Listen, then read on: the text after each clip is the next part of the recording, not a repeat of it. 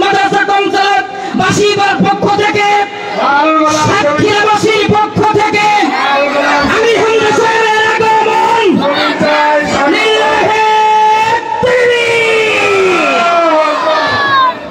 এই প্রজেক্টটা রাজু ভাই কই আপনি প্রজেক্টটা ঠিক করেন এই প্রজেক্টটা রাজু ভাই আগে বইটা ফেটে প্রজেক্টটা বন্ধ দিতে দেন কারেন্ট বন্ধ হয়ে গেছে ওই বাড়িতে লোক পড়া দিছি আপনাদের যাতে লোক পড়া দিছি তো কারেন্ট বাড়িতে বন্ধ হয়ে যাবে লোক পড়া দিছি আপনাদের লোক তাড়াতাড়ি যাই আমরা দিকে কারেন্ট পুলিশ কারেন্ট বন্ধ করে ওই বাড়ি কিনা লোক আপনাদের লোক দেখি না গেছে আমরা অজানা লোক পড়া দিছি আমি এখন বসি আরো 10 মিনিট আগে বন্ধ হয়ে গেছে আপনি এখন টের পাইছেন এখন টের পাই আরো 10 মিনিট আগে বন্ধ হয়ে গেছে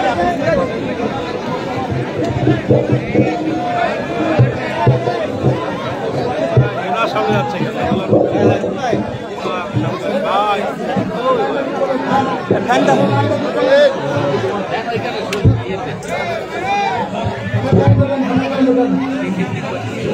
এগুলো নিচে দিতে হবে না এগুলো নিচে দাও নর্মাল লোক দেখা এগুলো সব নিচে দাও তাড়াতাড়ি দাও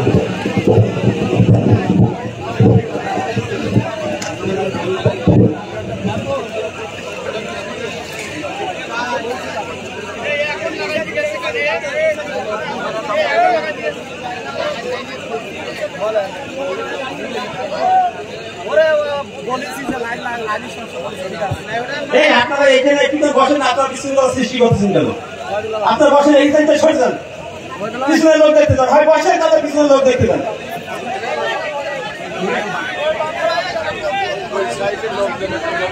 আপনারা এই সাইডে যারা আসেন মেহরবানি করে সামনে আসেন সামনে তো বহুত জায়গা আছে দেখার অসুবিধা হচ্ছে আপনারা সামনে আসেন সাইডে যে লোক আছে সামনে আসেন সামনে বসেন বসার পরিবেশ থাকতেও আপনারা দাঁড়ান না সবাই বসে যান কোরআনের তাফসীর আমাদের আকাঙ্ক্ষিত মেহমান তিনি সৌন্দর্য আপনারা যদি বজায় না রাখেন সামনে না বসেন তাফসীর করতে অসুবিধা কথা বলতে অসুবিধা আপনারা সাইডে না দাঁড়ায় সবাই বসেন মেহরবানি করে বসে যান এখনই উনি তাফসীর করবেন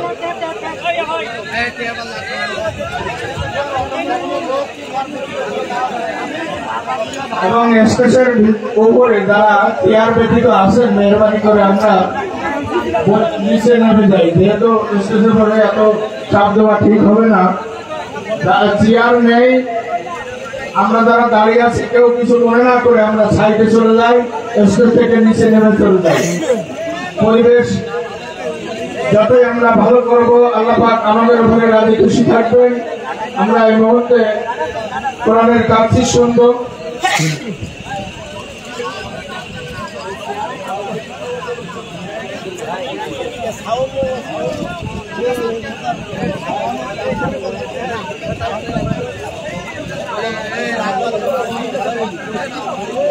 আপনারা কথা বলবেন না নিরাপত্তা পালন করুন কোরআনের তাফসীরে আপনারা কথা বলবেন না সবাই বসে যান নিজে বসে অপরেরও বসে যান একদম ইনশাআল্লাহ আমাদের কথা বলছেন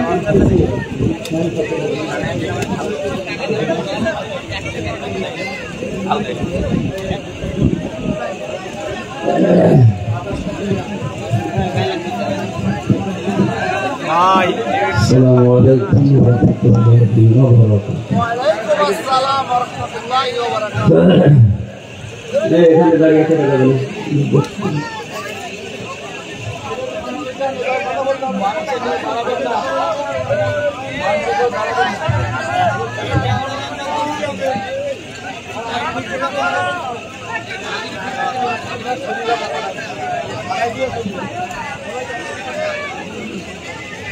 আপনারা যারা দাঁড়িয়ে আছেন কি আপনারা বিবেক নেই বসা যায় না এত সুন্দর আয়োজন বসে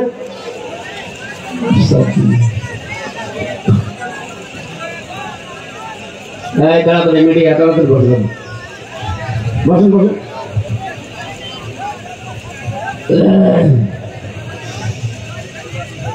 আলহামদুলিল্লাহির রহমানির রহমান الذي خلقنا للعبادة والجان وخصنا بالتكريم بين الحيوان ونشهد أن لا إله إلا الله وحده لا شريك له شهادة موصلة إلى الجنان.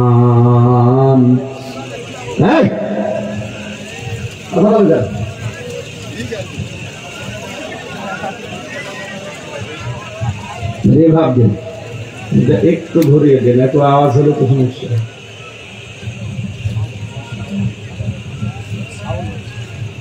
অত না আচ্ছা এখানে দাঁড়িয়ে আছেন কিছু কাজ আছে আপনাদের হ্যাঁ এক জায়গায় বসেন যেখানে জায়গা এখন বসে যান না খেলা করার জন্য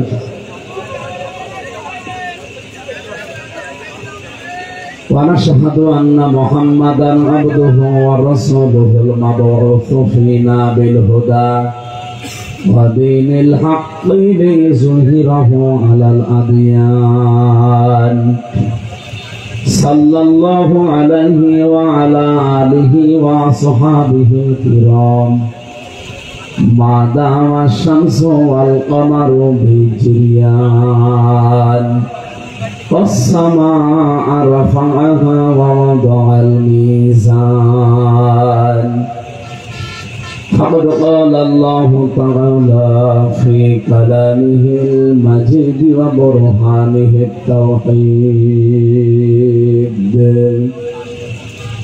أعوذ بالله من الشيطان الرجيم بسم الله الرحمن الرحيم يا أيها الذين آمنوا ادخلوا في السلم كافة صدقت يا ربنا.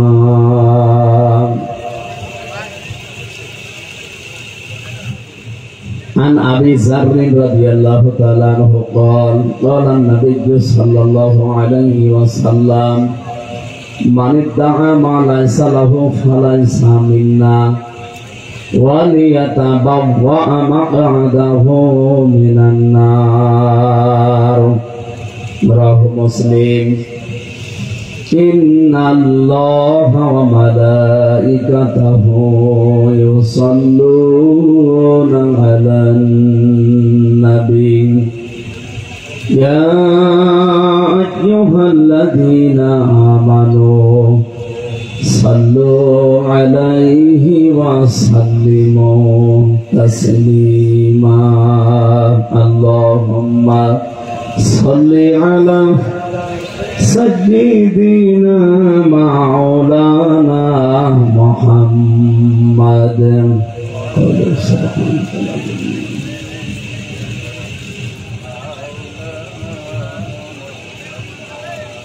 আলহামদুলিল্লাহ। এদিকে ওদিকে তাকান, আপনার দরকার কি ভাই?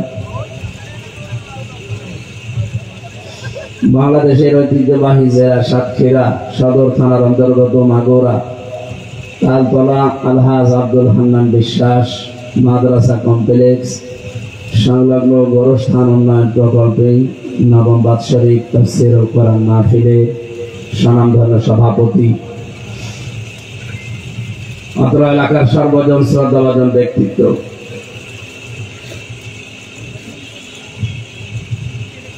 জনাব আলহাজ মোহাম্মদ সুলাইমান আহমেদ দামাত বারকাতুহুল আলিয়া, প্রধান অতিথি জনাব আলহাজ আবু সাঈদ সভাপতি অত্র মাদ্রাসা, বিশেষ অতিথিবৃন্দ, অনেক মানুষের নাম আপনারা দিয়েছেন। বিশেষ করে এতক্ষণ যারা কথা বললেন, হাফেজ মাওলানা মনোয়ার হোসেন মমিন, মাওলানা মাহমুদুল হাসান, মাওলানা নুরুল ইসলাম, হাফেজ মাওলানা মনোয়ার হোসেন, মাওলানা আরিফুল ইসলাম, অন্যান্য উলামা ইকরাম, সামনে বসা মুসলমান ভাইরা, পর্দার আড়ালের সম্মানিত মা এবং বোনেরা, প্রশাসনের ভাইরা, প্রান্তীয় সাতক্ষীরাবাসী, আওয়াজ কানে দিন। রিভাব দেন আর কানে আওয়াজ দেন। দল মত জাতি বর্ণ ধর্ম নির্বিশেষে আজকের এই অনুষ্ঠান কোরআনের জন্য যারা বাড়ি থেকে পর্যন্ত এসেছি বলেন আলহামদুলিল্লাহ। কোরআন শুনতে যেহেতু এসেছি, কোরআনের আলোচ্য বিষয় গরু ছাগল, ঠিক বলেন বলেন মানুষ। কোরআনে কারিমে যত কথা আছে সব মানব কেন্দ্রিক কথাই বেশি। মিনহা খালাকনাকুম, আল্লাহ তাআলা বলেন এই ইহা থেকেই তোমাদেরকে বানিয়েছি। এই ইহা কি? আমরা জানি মাটি না, মাটি দিয়ে সরাসরি একজনকে আল্লাহ বানিয়েছেন, হযরত আদম আলাইহিস সালাম। আমাদেরকে আজ পর্যন্ত সরাসরি মাটি দিয়ে বানায়নি। কিয়ামত পর্যন্ত যারা আসবে তাদেরকে মাটি দিয়ে সরাসরি বানানো হবে। মানুষদেরকে বানানো হবে মাটির নির্যাস দিয়ে। আর শুধু ঠনঠনে শুকনা মাটি দিয়ে বানিয়েছিল কাকে? আদম আলাইহিস সালাম। মাটি বানিয়েছে কি দিয়ে?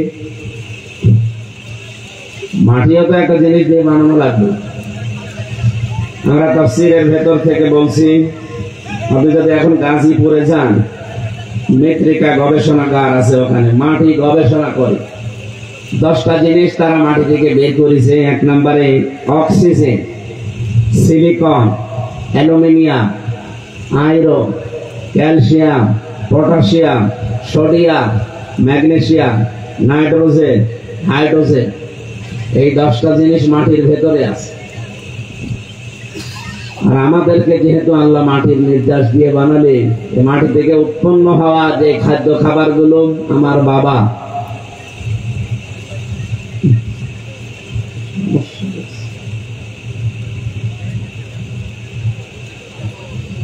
উনি এগুলো খাবার পরে ওনার রক্ত, গোশত, চর্বি, চামড়া, মাংস এগুলো তৈরি হয়। সেখান থেকে বীর্য তৈরি হয়। বাবার স্ফলিঙ্গ দিয়ে দ্রুত গতিতে বের হয়ে যাওয়া এই নাপাক পানিটা, বীর্যটা মায়ের রেহেমের ভেতরে জমা হয়। বিজ্ঞান এখন প্রমাণ করছে নাপাক পানি দিয়ে আল্লাহ 4টা জিনিস বানায়: রক্ত, গোশত, চর্বি আর চামড়া। বাবার মায়ের রেহেমের ভেতরে যে থলিটা আছে পানির, নাপাক পানির, এইটা দিয়ে আল্লাহ আরো 4টা জিনিস বানায়: চুল, রগ, হাড় আর পর্দা। এই 8টা জিনিস যখন এক হয়, ফেরেশতাদেরকে আল্লাহ রাব্বুল আলামিন বলেন, আমি নিজে আরো 5টা জিনিস আমার বান্দাকে দয়া করে দান করব। হ্যাঁ, কাউকে হয়তো 5টা দেই, কাউকে 4টা দেই, কাউকে 3টা দেই। যারে আল্লাহ যেটা দেয় না, দেখবেন দুনিয়াতে ঠিক ওইটা কম হয়ে আসে। যা মা বাবারও হাত নেই, আর ওই মাটির ভেতরে এই গুণও নেই। মাটির ভেতরে কয়টা গুণ পেলাম? 10টা। বলেন বলেন। বাবার কাছ থেকে আল্লাহ 4টা জিনিস বানান, মায়ের জিনিস দিয়ে 4টা, 4 4 8টা, 10 আর 8 18।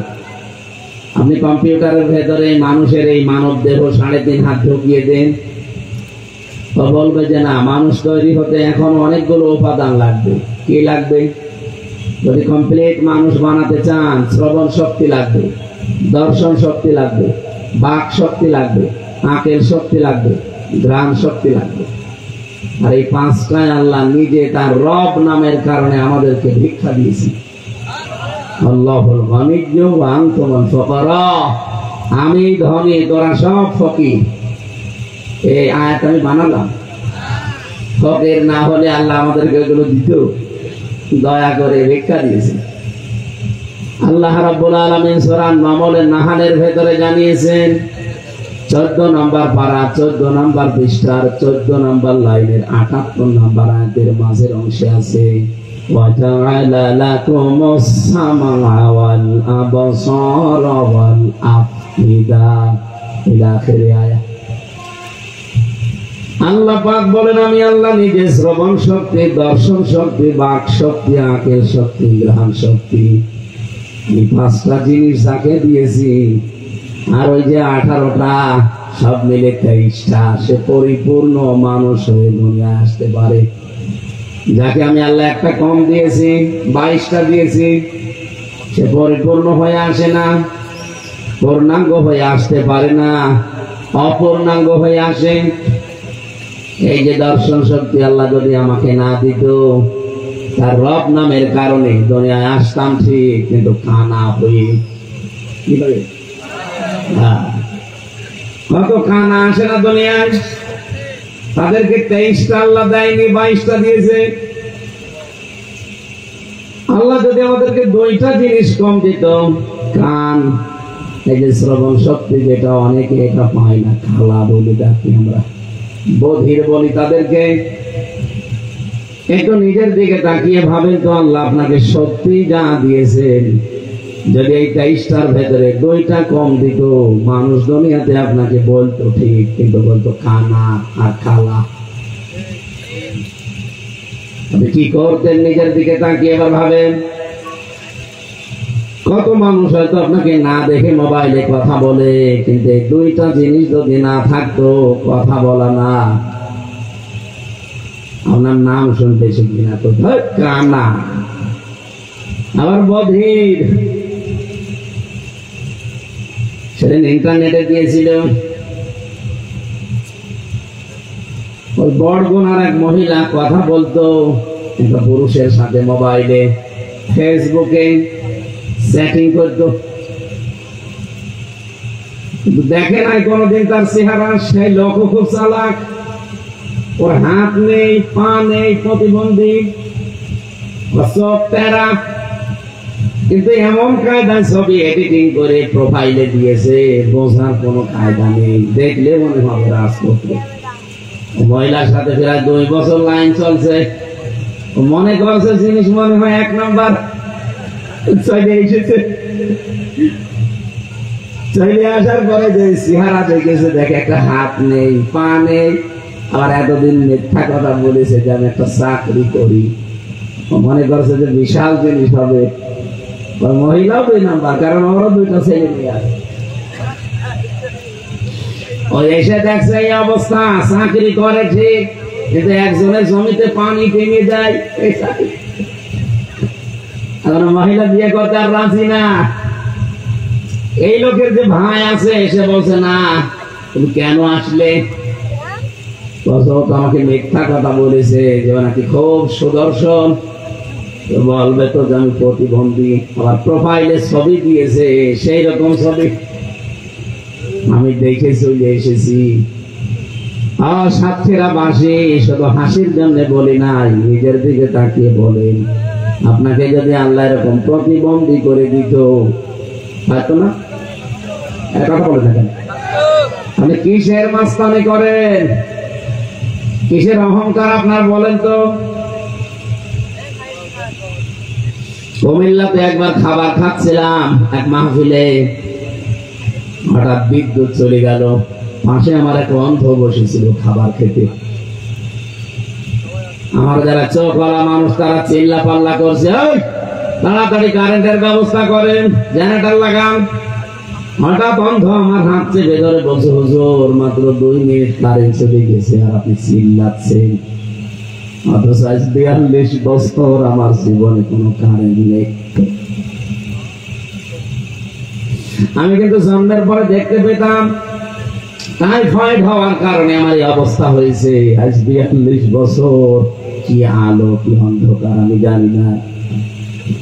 আপনাকে একটা তথ্য জানাই, পৃথিবীতে যাদের চোখ আছে, অন্তত তারা দিনের বেলা তো দেখে, রাতের বেলা ঘুমিয়ে থাকলেও স্বপ্ন দেখে। কিন্তু আমরা যারা অন্ধ, আমরা তো দেখতে পাই না, রাতে স্বপ্নেও দেখি না, শুধু আওয়াজ শুনি। আমার ওই দিনই মনে হচ্ছিল, আল্লাহ কিছু যদি দুনিয়ায় না দেয়, অন্তত চোখ দিয়েছে, কিয়ামত পর্যন্ত সেজদায় থাকা দরকার। আল্লাহ পাক যদি সত্যি ওই 5টা জিনিস আমাকে ভিক্ষা না দিত, দয়া করে আমার মা বাবা যতই ধনী মানুষ হোক, আকিস গ্রুপের মালিক যদি হয়, আমিও তার বাড়িতে যদি জন্ম নিতাম, আমার কেউ তাকাতো না। কথা বলে না কেন?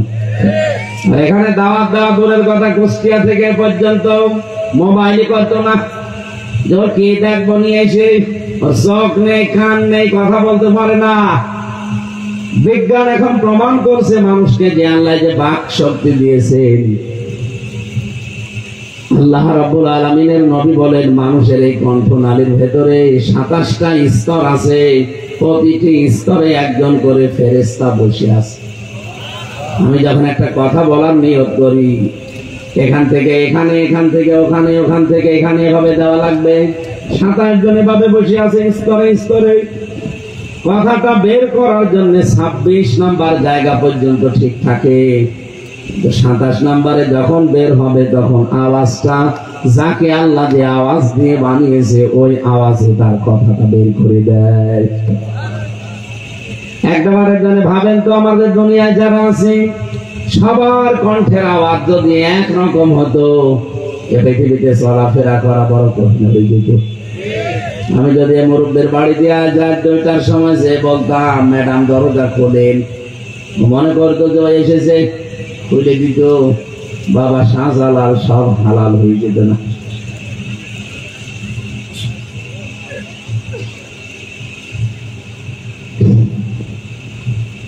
আল্লাহ রাব্বুল আলামিন বলেন,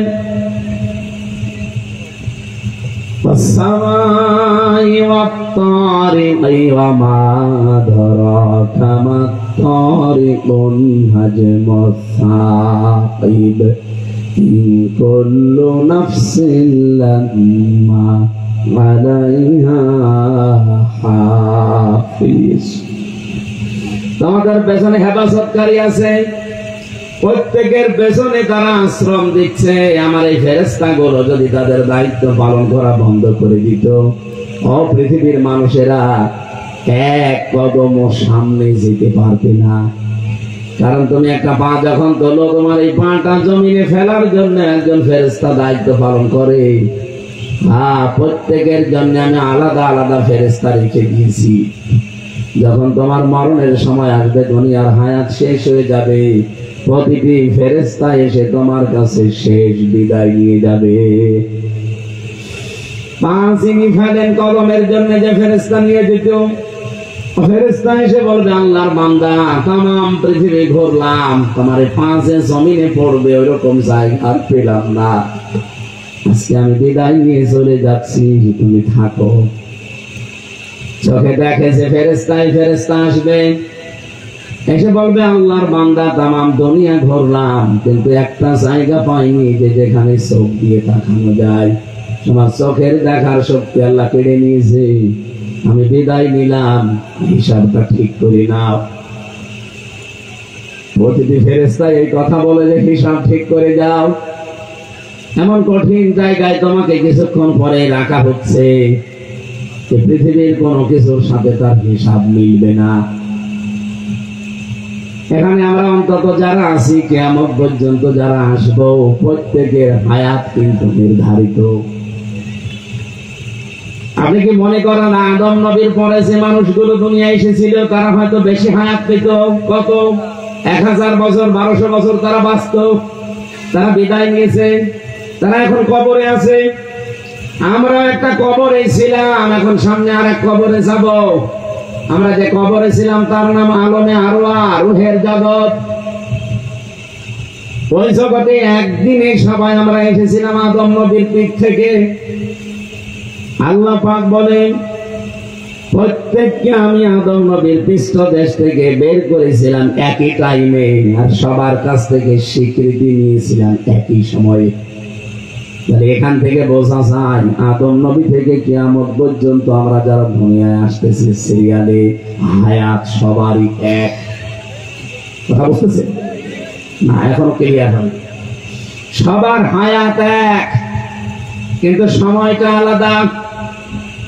আমি ওয়ারাইহিম বারযাখুন ইলা ইয়াউমি ইউবাসুন, তোমাদের এর পরে যে জগতে রাখা হবে সেটা হচ্ছে বারযাখের জগৎ, পর্দার আড়ালে সেই জগৎ। তার নাম আমরা বাংলায় বলি কবর। কি বলি? বলেন বলেন। এর আগে যে জগতে ছিলাম, ওইটাও যেহেতু পর্দার আড়ালের জগৎ, ওটাকে আমরা আলাদা একটা নাম দিয়েছি রুহের জগৎ। রুহের জগৎ আর কবরের জগৎ দুইটাই পর্দার আড়ালে। ওই সময় এসেছে যারা এখন কবরে আছে, আমরা এতদিন ওখানে ছিলাম, এখন আছি, কিছুদিন পরে কবরে চলে যাব। এখনো যারা আছে তারা এরপরে আসবে, তার মানে হায়াত কিন্তু সবারই সমান। এই কথা বুঝতেছে? এই হায়াতের ফেরেশতা এসে বলবে, तमाम দুনিয়া খুঁজে দেখলাম, তোমার জন্য যতটুকু বরাদ্দ ছিল 50 বছর 60 বছর, আমি আর একটা সেকেন্ডও তোমার পেছনে শ্রম দিতে পারি না, আমার সময় শেষ, চলে গেলাম। নিজের এই জীবন সম্পর্কে সচেতন থাকবা। এখন যে জগতে তোমাকে রাখা হচ্ছে এখানে কোনো পরিচয় চলবে না। বিশ্ব নবীর মেয়ে ফাতেমাতুজ জোহরারও কোনো পরিচয় খবরে চলেনি। আমি যে সাহাবীর হাদিস পড়ছিলাম, হযরতে আবু যর রাদিয়াল্লাহু তাআলা আনহু, তিনি বলেন, আমি কবর খুঁড়তে গিয়ে জিজ্ঞাসা করেছিলাম, কবরের মাটি আমি নবীর মুখে শুনেছি নাকি তোমার ভেতরে সাপ বিচ্ছু আসে, যাই আসুক না কেন সাবধান, এখন যাকে রাখবো তিনি কিন্তু বিশ্ব নবীর মেয়ে। খবরে কোনো আওয়াজ নেই। চিন্তা করলেন নবীর কথা তো মিথ্যা না, কোনো আওয়াজ দেয় না কেন? ডাক দিয়ে বলে, কবরের মাটি বিভিন্ন আযাব গজবের কথা আমি শুনেছি নবীর মুখে, আমি বিশ্বাস করি এগুলো ঠিক, কিন্তু এখন যাকে রাখতে যাচ্ছি উনি কিন্তু হাসান হোসাইনের মা, মানে হযরতে আলীর স্ত্রী। জান্নাতে যত মহিলা যাবে তাদের নেত্রী, সাবধান কোনো বিয়াদবি করবা না। হযরতে আবু যর বলেন, এতক্ষণ কোনো আওয়াজ দেয়নি, আমার বক্তব্য শেষ হলে দেখি খবর থেকে মানুষের মতো আওয়াজ আসতেছে। ডাক দিয়ে বলে, আবু যর নিজে শোনো, পৃথিবীর মানুষকে শুনিয়ে দিও, আমি কিন্তু 3.5 হাত জায়গা, পৃথিবীর কোনো পরিচয় আমার কাছে নেই, তুমি এতক্ষণ যাদের কথা বললে সব আমি শুনতে পেয়েছি। তুমি কিসের ফাতেমার নাম বললে? জান্নাতের নেত্রীকে আমি চিনি না, হাসান হোসাইনের মা চিনি না, হযরতে আলীর স্ত্রী তাও চিনি না, এমনকি বিশ্ব নবী মুহাম্মদ রাসূলুল্লাহর কলিজার টুকরা মেয়ে আমি চিনি না। আমি চিনি তার কাজ, যদি সত্যি কাজ কারবার ভালো পায়, তার হায়াতের জিন্দেগি যদি পবিত্র থাকে, ইল্লা মান আতাল্লাহা বিকলবিন সালিম। রাব্বুল আলামিন বলেন, আমার কাছে একটাই পরিচয় শুধু কাজে লাগবে, যার অন্তরটা পরিষ্কার থাকবে।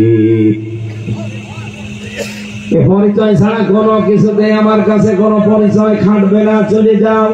হযরতে আবু যর বলেন, একটা আওয়াজ শোনার পর থেকে আমি এই যে চিৎকার করে বের হয়ে গেলাম, জীবনে কোনোদিন আর সংসার করার সাহস আমার মনে আসে না। সাথীরা বাসী, যে যাই করেন না কেন, এরকম একটা জগৎ সামনে আমাদের নেই। আরো জোরে বলেন, বিশাল একটা ভয়ঙ্কর জগৎ আমাদের সামনে আসতেছে। দুনিয়ার এই হিসাবেও যারা দায়িত্বে ছিল, এগুলো যদি একটা একটা করে দায়িত্ব পালন করা বন্ধ করে দিত, দুনিয়াতেও কত অপমান অপদস্থ হওয়া লাগতো। আপনি নিজের চোখের দিকে, কানের দিকে, এই বাক শক্তির দিকে তাকান।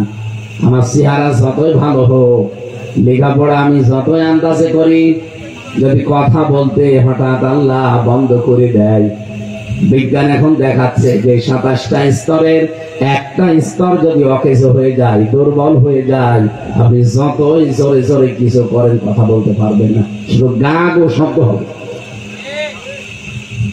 কি দয়া করেছে আমি এই জায়গাগুলোতে যখন কম্পিউটারের সামনে বসি, আগে সেটা দিয়ে নিই যে আল্লাহ,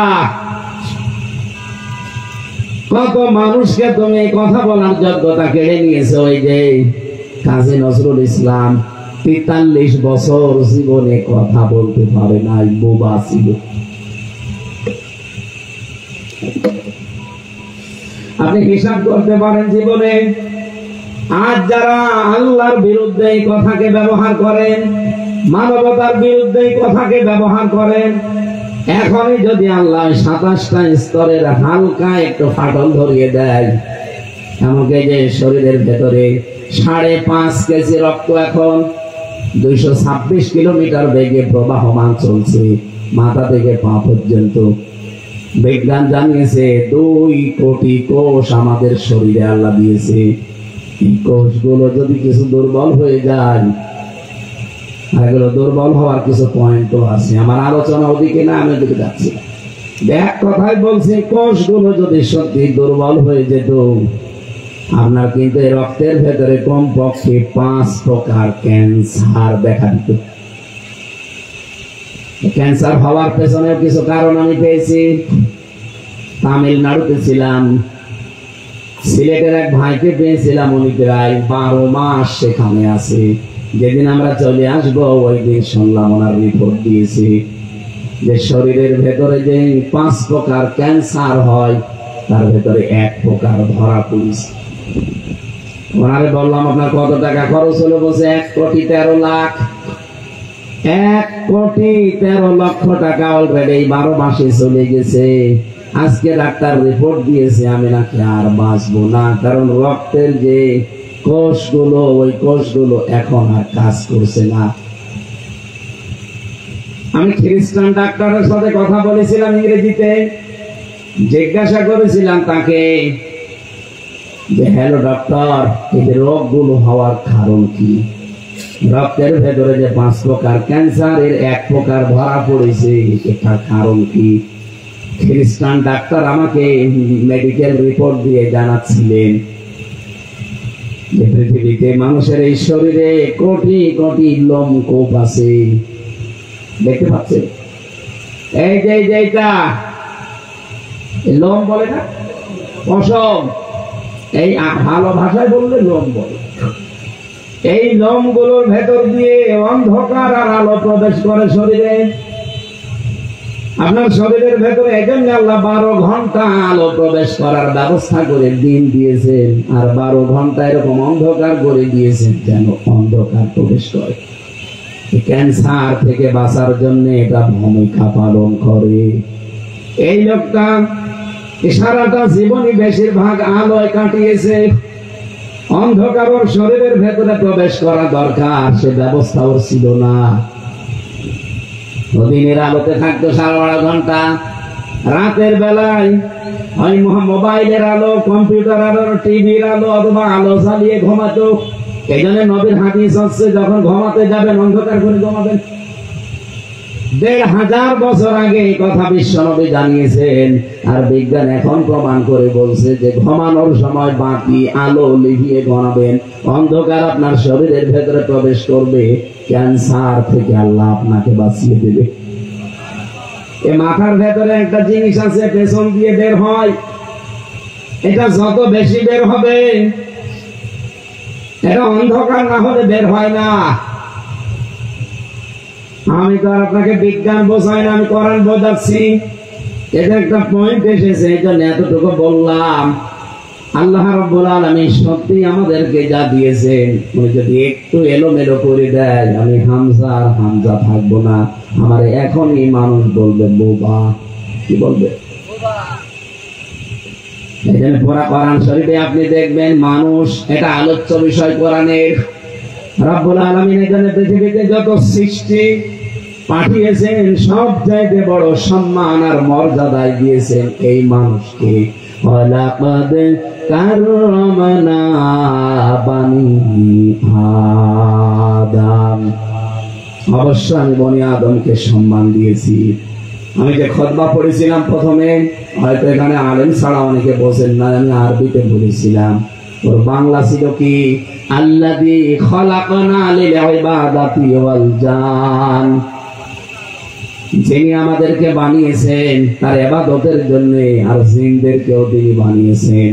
ওয়া খাসসানা বিত্তাকরিমি বাইনাল হায়াওয়ান, তিনি সম্মান দিয়েছেন আর খাস ভাবে, স্পেশাল ভাবে আমাদের সম্মান দিয়েছেন। তামাম পৃথিবীর যত হায়াওয়ান, যত সৃষ্টি আছে, সব সৃষ্টির উপরে সম্মান বেশি কার? বলেন বলেন। এই মানুষদের ভেতরে আবার আল্লাহর কাছে দামি তারা, যারা ঈমান এনেছে আল্লাহর প্রতি, আর ঈমান আনার পরে যারা আমলে সালেহ নেক কাজ করেছে। ইন্নাল্লাযীনা আমানু ওয়া আমিলুস সালিহাতি উলাইকা হুম খায়রুল বারিয়া। নিশ্চয় যারা ঈমান আনে আর আমলে সালেহ করে। অসাক্ষীরাবাসী, এ জেলায় আসলে আয়াতটার ব্যাখ্যা বেশি করা দরকার। ভালো করে শোনেন, আমি এমনি বলি নাই। যারা ঈমান আনার পরে আমলে সালেহ করে, কি এটা কি? আমরা অনেকেই মনে করে আমলে সালেহ মানে নেক কাজ। না, শুধু নেক কাজের নাম আমলে সালেহ না। যারা গবেষক আছে, আলেম, চিন্তাশীল যারা, তাদেরকে বলছি আপনি চিন্তা ভাবনা করে পড়বেন। সালেহ মানে যোগ্য। সালেহ মানে বলেন বলেন, আপনাকে যোগ্য হওয়া লাগবে ঈমান আনার পর। আজ এই দেশে ইসলামী 54 বছরে কায়েম হয়নি, তার একটাই কারণ, আমরা যোগ্য না। যদি আমরা সত্যি যে যে জায়গায় আছি ওখানে যোগ্যতা অর্জন করতে পারতাম, মাস্ট বি আল্লাহ তার ওয়াদা ঠিক রাখতো।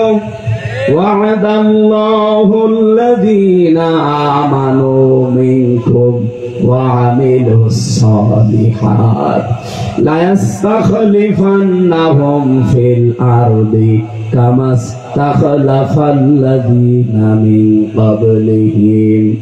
সূরা নূর 18 নম্বর পারার 16 নম্বর পৃষ্ঠার 3 নম্বর লাইনের 55 নম্বর আয়াতের প্রথম অংশে আছে।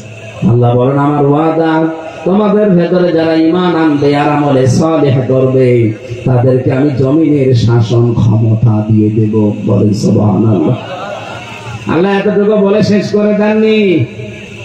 কামাস্তাখলাফাল্লাযীনা মিন ক্বাবলিহিম, লামে তাকিদ নুনে সাকিলা, শুধু তোমাদেরকে না, এর পূর্বে পৃথিবীতে যারা ঈমান আনার পরে আমলে সালেহ করেছে তাদেরকে আমি জমিনের শাসন ক্ষমতা দিয়েছিলাম। এই ঘোষণা কার? বলেন বলেন। 54 বছরে আমরা 92% মুসলমান এই দেশে। আল্লাহ আমাদেরকে দেয় না কেন? আল্লাহর ওয়াদা মিথ্যা নাকি? আরো জোরে বলেন। কোরআনে কারিমের একটা আয়াত পরিচিত, আমি পড়ছি। আমি আলেমদেরকে বলছি, এখানে আলেম নেই, এই যে আমি আপনাকে বলবো এবার। ওয়ালা তাহিনু ওয়ালা তাহজানু ওয়া আনতুমুল আ'লাউনা ইন কুনতুম মুমিনিন। সূরা আলে ইমরানের 139 নম্বর আয়াত। বহুবার জীবনে পড়েছি, কিন্তু আমার মনে হয় এখন বাংলাদেশের সাথে এখন 100 ভাগে একটা মিলবে। এদিকে দেখেন, খুব জরুরি এটা। আল্লাহ বলেন, ওয়ালা তাহিনু, তাহিনু মানে মন ভেঙো না, হীন বল হয় না, মনক্ষুণ্ণ হবা না, দুর্বল হয়ে যাবা না। ওয়ালা তাহজানু, চিন্তাও করবা না। ওয়া আনতুমুল আ'লাউনা, শব্দটা ছিল ওয়া আনতুম আল আ'না, আল আ'লাউনা। আমার প্রশ্ন এখানে, আল্লাহ আনতুমুল আ'লাউনা দেওয়ার আগে এই যে আ'লাউনা এর আগে আলিফ লাম দিলেন কেন? এখানে গল্প করছে কি পরে ভাই?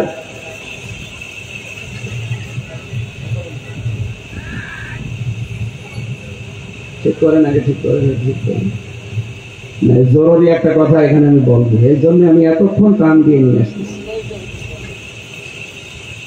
এদিকে তাকিয়ে থাকবে। আরবি গ্রামার যারা পড়ায়, বিশেষ করে বালাগাত মানতে যারা মাদ্রাসাতে পড়েছে, পড়াচ্ছে, শব্দটা কিন্তু আরবি গ্রামার অনুযায়ী ভুল হয়েছে। তাহলে কোরআন শরীফ ভুল, তাই না? মানে আপনাকে বোঝানো লাগবে, এখানে মিলিয়ে দেওয়া লাগবে। আরবি গ্রামারের সাথে বালাগাত মানতেকের সাথে একটা মিলছে না। সব সময় আমরা পড়িয়েছি, পড়া যে মুবতাদা যদি মারিফা হয় খবর হবে নাকিরা, অনির্দিষ্ট। একটা নির্দিষ্ট হবে আর একটা অনির্দিষ্ট হবে।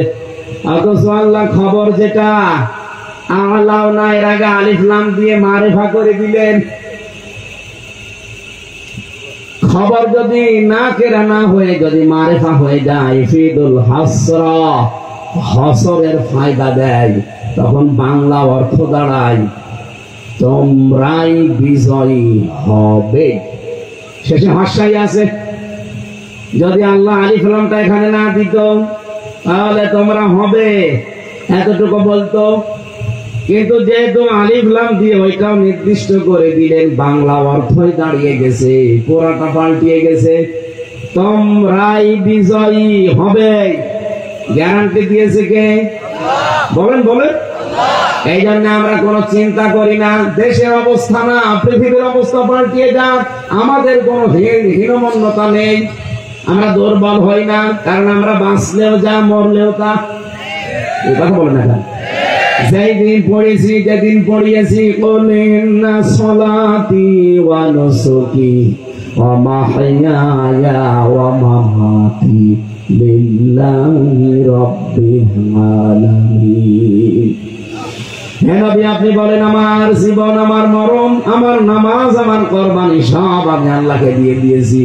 আমি যে বেঁচে আছি আমার আল্লাহর জন্য, মরে গেলেও আল্লাহর জন্য। কিন্তু আপনারটা না, দুনিয়াদার যারা, তারা দুনিয়ার জন্যই বেঁচে থাকে, ওদের যা কাজ কার হাল নুনাব্বিউকুম না উনাব্বিউকুম, বল হাল নুনাব্বিউকুম, বল হাল নুনাব্বিউকুম বিল আকসারিনা আমালা। সূরা কাহফের ভেতরে আছে 103 নম্বর আয়াত। হে নবী, ওই মানুষদেরকে বলেন এই পৃথিবীতে সব চাইতে বেশি ক্ষতিগ্রস্ত কাজ কারবার করতে গিয়ে কারা জানেন? আকসারিনা দিয়েছেন আল্লাহ ইসমে তাফসীর, আকসারিনা আমালা। আমি কি তোমাদেরকে এই কথা বলবো যে পৃথিবীতে কাজ সবাই করে কিন্তু ক্ষতিগ্রস্ত কারা? আল্লাযীনা দাল্লা সা'য়ুহুম ফিল হায়াতিদ দুনিয়া ওয়া ইয়াহসাবুনা আন্নাহুম ইহসিনুনা সুনআ। যে মানুষগুলো দুনিয়াতে সব সময় শুধু টিকে থাকার জন্য কাজ করে, আমরা মনে করে আমরা ভালো পথে আছি। আরে ভাই, 15.5 বছরে দেশ উন্নত হয়েছে, এটা আমিও দেখেছি। কিন্তু শুধু দুনিয়ার টার্গেট নিয়ে চললে হবে না, আপনাকে টার্গেট নেওয়া লাগবে দুনিয়া থেকে। আর দুনিয়া মাজরাতুল আখিরাহ, এটা হচ্ছে দুনিয়া আখিরাতের ক্ষেত। আমি যদি এখানে বেঁচে থাকি, আমার ক্ষেত এখান থেকে আমি পাঠাবো। আমি বেঁচে থাকলেও আমার আখিরাতের কোনো পুঁজি নেই, আমি বেঁচে থাকি আর কুকুর আর আমি সমান। জীবনের কোন উদ্দেশ্য নেই, আমারও নেই। আমি 100 বছর না 1000 বছর হায়াত প্ল্যান করবো কি? আজকে পালিয়ে যাওয়া একজন ব্যক্তির অডিও কল শুনছিলাম, আমি ওনার নাম নিতেও ঘৃণা করি, আমার ঘৃণা লাগে। ও নাম বলার কথা, নাম বললে এখন অজু করা লাগবে। কারণ যত মানুষের খুনের সাথে জড়িত, ডাইরেক্ট ইনডাইরেক্ট, ওরে যদি 5012 দেশে ফাঁসি দেওয়া হয়, তাও মানুষের ঝাল মেটবে না। অন্তত আমার তো মেটবে না, কারণ আমি 3 বছর।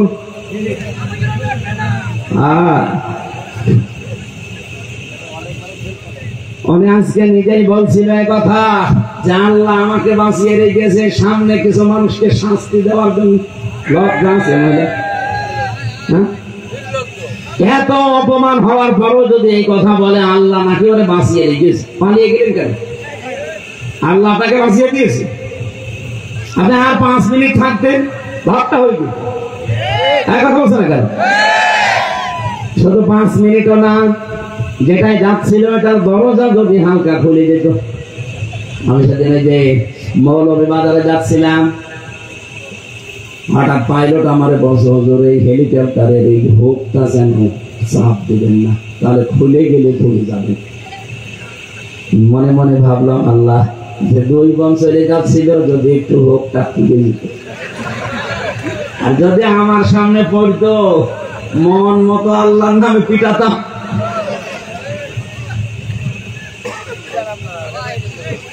ভাগেও পেতাম না সত্যি।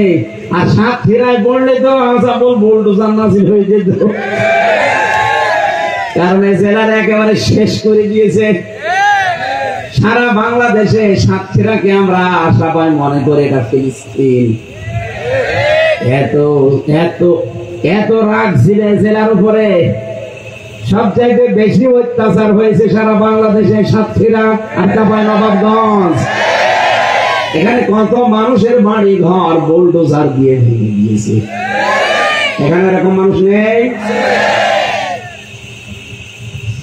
সাবেক এমপি, একজন মুহাদ্দিস, একজন কামিল মাদ্রাসার অধ্যক্ষ, তার বাড়ি পর্যন্ত 2 তলা বাড়ি মাটির সাথে মিশিয়ে দিয়েছে বুলডোজার দিয়ে। এটা আমি বানিয়ে বলছি,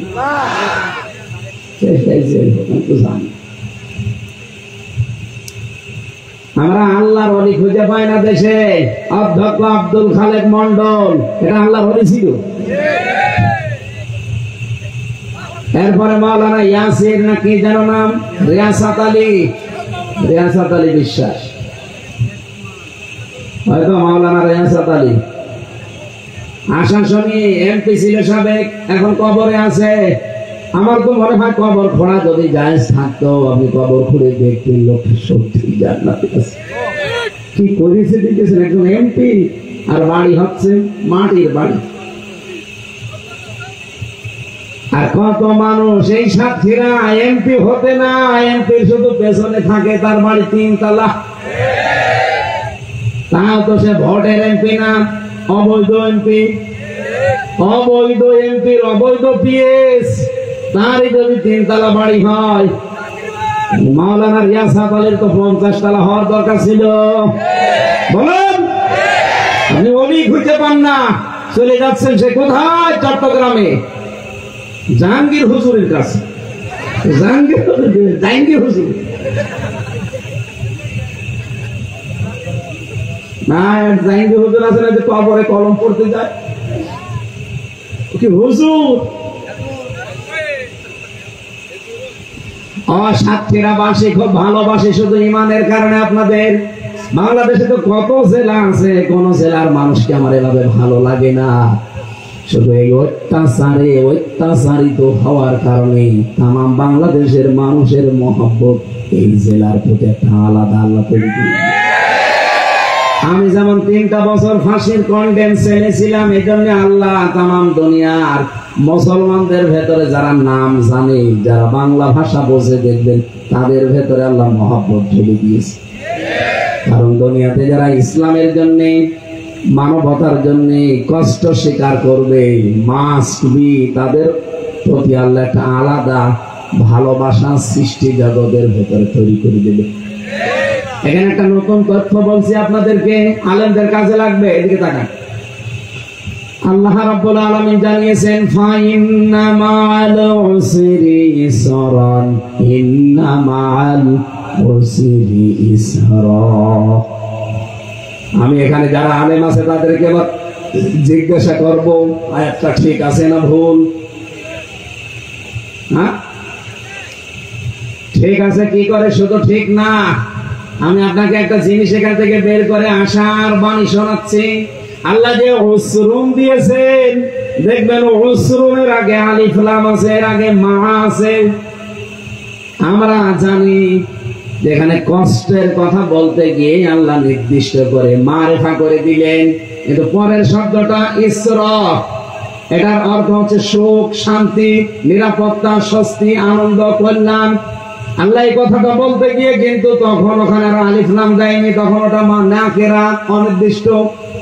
তাফসীরে ফি জিলালিল কোরআনে পাবেন এই তথ্যটা কি কার ভেতরে আছে। মুফাসসির সাইয়্যিদ কুতুব রাহমাতুল্লাহ আলাইহি লিখেছেন, এই পৃথিবীতে কোন মানুষ যদি একটা কষ্ট সহ্য করে, কিন্তু কষ্টটা যদি হয় 3টা কারণে। এদিকে তাকান। আপনি যদি একটা কষ্ট দুনিয়ায় সহ্য করেন, কয়টা কারণে? আরো জোরে বলেন। যে কোনো কারণে কষ্ট পাবেন, আর আপনাকে আল্লাহ শান্তি দেবে না। কষ্টটা যদি হয় 3টা কারণে, আর কষ্ট যদি হয় একটাও, কমপক্ষে দুনিয়া আখেরাত মিলিয়ে আপনাকে আল্লাহ 10 থেকে 70টা শান্তি ভোগ করাবে না। আপনি বলছেননি, আপনি যদি দুনিয়ায় কষ্ট পান কয়টা? আরো জোরে। কারণ কয়টা? যে কোনো কারণে কষ্ট পেলে কিন্তু শান্তি পাওয়া যায় না। হাসিনা কষ্ট পেয়েছিল, আমি কি কান্না কাঁদছিল দেখেছেন? জবাব দিন। মনে হচ্ছে স্বামী মরে গেছে। কিন্তু এই কষ্টে এই 3টা কারণে আপনি দেখবেন হয়নি। 1 নাম্বার কারণ হওয়া লাগবে, কষ্ট পেয়েছেন কিন্তু আল্লাহর জন্য।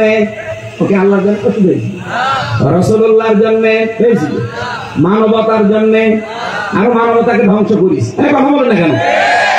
3টা কারণের একটাও পেলাম না। হ্যাঁ, পৃথিবীতে কেউ যদি আল্লাহর জন্য কষ্ট পায় একটা, রাসূলুল্লাহর জন্য কষ্ট পায় একটা, মানবতার জন্য কষ্ট পায় একটা। আমি 3টা বছর জেলে ছিলাম আমার ব্যক্তিগত গুনার কারণে না, ওদের আক্রোশের কারণে। কারণ আমাকে যে মিথ্যা মামলা দিয়েছিল ছাতা আমি জীবনে কোনোদিন নামই শুনি নাই। আমারে দিয়েছে আমি নাকি আনসারুল্লাহ বাংলা টিমের প্রধান, কি এটা আমি জানি না। ভেতরে যে একজনকে পেয়েছিলাম মনে হচ্ছে আল্লাহ দলের সভাপতি, আমার নাম হচ্ছে আব্দুল মতিন, 17 বছর ছেলে।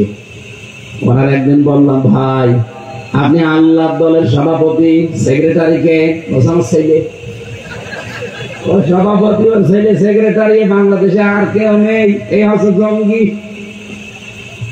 আমাদেরকেও এরকম সন্ত্রাস বিরোধী জঙ্গি মামলা দিয়ে বিশ্বের মডলদেরকে দেখাতো যে এই দেশে ভয়াবহ জঙ্গি দেখা দিচ্ছে। আমরা যদি না থাকি এ দেশ কিন্তু আয়ত্তে রাখতে পারবেন না। এই মিথ্যা কথাগুলো বিশ্বের মডলদেরকে জানিয়ে, অথচ এটা যেটা মিথ্যা কথা এখন এই 8.5 মাসে প্রমাণ হয়ে গেছে। 8.5 মাসে একজনও জঙ্গি ধরা পড়েছে? একটা জঙ্গিও নাই। যে কয়টা আছে কয়েকটা উগ্র, তারা এখন ছেলে। অথচ তাম দুনিয়ার মডলদেরকে এটা এতদিন দেখিয়েছে যে এই দেশে কিন্তু জঙ্গি ভরে গেছে। আমরা না থাকলে কন্ট্রোল করা যাবে না। কন্ট্রোল করা যাবে না। 9 মাস কি হচ্ছে? কিছু তো হয়নি। জঙ্গি জঙ্গি ছাড়া নাটক করবে, সে নাটক বাস পালিয়েছে। যাদেরকে দিয়ে নাটক মঞ্চস্থ করবে তারা এখন সবাই পালায়নি। এই জঙ্গি মামলা যারা সাজিয়েছিল, আমার যারা রিমান্ডে নিয়ে, আমার এমন কোন জায়গা নেই যেখানে টর্চার ওরা করে না। এই মানুষগুলো এখনো পর্যন্ত বহাল তবিয়তে আছে। এই সাতক্ষীরাতে এসেছে, এখন শুনছি সাতক্ষীরার দায়িত্ব এখন এসেছে একজন, আমি নাম নিলে আপনারা এখনই চিনে ফেলবেন।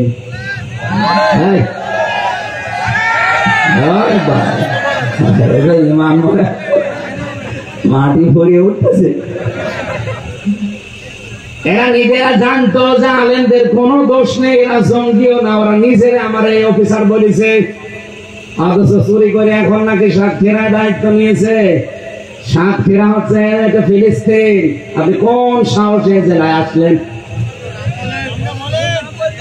আলেমদের যেভাবে কষ্ট দিয়েছে, সে এখন যদি বলতে চায় যে না আমি কি, আমি তো কর্মচারী, আপনি তো সব জানতেন, আপনি বলতে পারতেন না না আমি জালেমদের সাথে নেই, দরকার আমি ভ্যান চালাবো। হ্যাঁ, কথা বলেন না কেন? এই জন্যে তো বারবার বলছি 1628 জন মানুষ দায়িত্বে আছে এই দেশে। এগুলো সব আগে ছিল, এগুলো সব পাল্টান, নতুন করে মানুষ ওই জায়গায় জমা দেবে। এখন যদি নির্বাচন সংস্কার না করে দেওয়া হয়, আবার দিনের ভোট রাতে হবে। কারণ এই মানুষগুলো এই 15.5 বছরে এই জালেমাদেরকে টিকে রেখেছিল। এরা এই ডিসি, এই এসপি, এই টিওনো, এই ওসি, এই একই জিনিস। হ্যাঁ, খালি জায়গা পাল্টিয়েছে। কুষ্টিয়ার ডিসি এসেছে, খুলনাটা গেছে মেহেরপুর, মেহেরপুরেরটা লালমনিরহাট। এই কথা বলছে না, মাল তো সব একই আছে, খালি জায়গা পাল্টিয়েছে। তো ওদেরকে এখন দিলে তো ওরা আগে যা করেছে তাই করবে। এই জন্য বারবার বলা হচ্ছে যে পাল্টা, আজকে পাল্টিয়ে কালকে নির্বাচন দিয়ে দেন, কোনো অসুবিধা নেই। আর 2732 জন মানুষ মারা গেল। অন্য বিচার আমি সব বাদ দিলাম, এই 2732 জন মানুষ হত্যার বিচার এটা তো মাস্ট বি হওয়াই লাগবে। নাই তো ওদের মা বাবার কাছে, ওদের স্বামীর কাছে, ওদের ছেলে মেয়ের কাছে কি জবাব দেবে আপনি বলেন? আপনি তো চেয়ারে বসে পড়লেন, কালকে মনে করেন নির্বাচন দিয়ে হবে। ওই মানুষগুলো জীবনের দাম নেই? আবু সাইদের জীবনের দাম ছিল না? হ্যাঁ, কথা বলেন না কেন? আমি রংপুরে গিয়েছিলাম, কি শান্ত ছেলে। আমার জীবন যেমন আমার কাছে দামি, মূল্যবান, আবু সাইদের জীবনও ঠিক এরকম মূল্যবান ছিল। তাকে কি কারণে আপনি বিদায় করে দিলেন বলেন? আপনি জবাব দিতে পারবেন? অথচ এই দেশে এখনো আইন আছে, হত্যা যদি কেউ করে তারে এই যে ফাঁসির যে নিয়ম আছে, 2732 জন যদি খুন হয়ে যায়, আমি এক একজনের যদি একজনকেও ফাঁসি দিয়ে থাকি, তাহলে হাসিনার ফাঁসি দেওয়া দরকার 2732 বার লিগাল ভাবে। আর বাকি যা আছে ওই যে গম খোনায় না ঘরগুলো তো বাদই দিলাম। শুধু লিগাল মরিছে তো এগুলো তার কোনো ভেজাল নেই, এগুলো সব ভিডিও ফুটেজ আছে। এই কথা বলছিলেন। আমার যে বক্তব্য ছিল এক কথায় জবাব দিচ্ছি, আপনি যদি দুনিয়ায় আল্লাহর জন্য কষ্ট পান, আমি আল্লাহর জন্য কষ্ট পেয়েছি 3 বছর, আমার নিজের ব্যক্তিগত অপরাধ ছিল না, রাসূলুল্লাহর জন্য পেয়েছি, মানবতার জন্য পেয়েছি। যে এক একটা কষ্ট যদি কেউ আল্লাহর জন্য সহ্য করে তার সুখ পাবে কয়টা? 70টা। বলেন আরো জোরে বলেন। সিস্টেম অফ পৃষ্ঠায় দেখুন, পৃথিবীতে কেউ যদি একটা আনন্দ ভোগ করে, সুখ ভোগ করে, আর ওই সুখটা যদি হয় অবৈধ সুখ, তাহলে কমপক্ষে তাকে 70টা অপমান অপদস্থ হওয়া লাগবে। আপনি খালি সুখেরটা নেবেন, দুঃখেরটা নেবেন না। এই জন্য আল্লাহ আয়াত রিপিট করেছেন, সূরা আল নাস